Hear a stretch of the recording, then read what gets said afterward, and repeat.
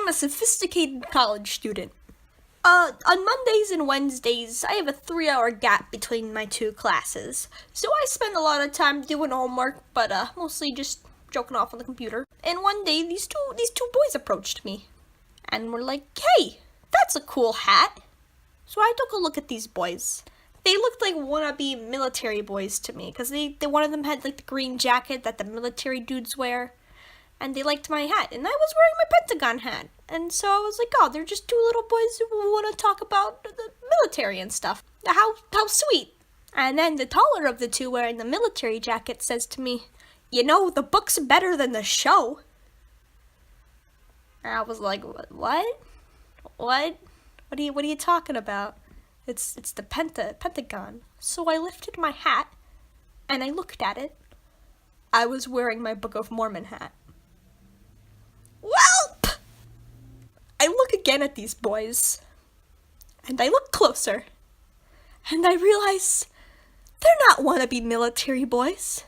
They're Mormon missionaries. And I was like, oh no, I know why you're here. And the taller one looked at me and he's like, "Yeah, you want the Book of Mormon? It's a really good book. You should try reading it." And I was like, "Oh, okay, I guess. I'm a fan of the show, I'll try it."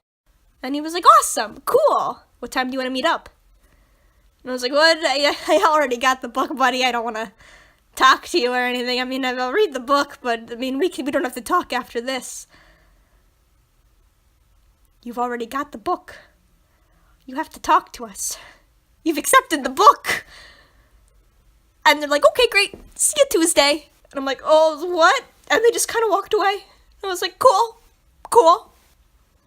I texted them a bit. Their names are surprisingly close to Elder 4chan and Elder Board Game.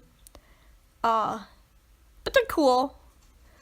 They're cool. They're passionate about what they believe in. I guess you gotta be. So I've met with them a couple times. And it's always super awkward and it's always super weird. Because I'm not a very religious person. But I don't want to talk about religion a whole lot. I just be warned when good-looking military boys approach you. They're part of the army of Jesus Christ. Anyways, if you don't know a story from the Book of Mormon, here's a story that the elders made me read after the first time we met. It's called The Book of Enos. So basically, there was this dude named Enos who wanders into the woods one day. And he was like, "Hey, God, do you exist?"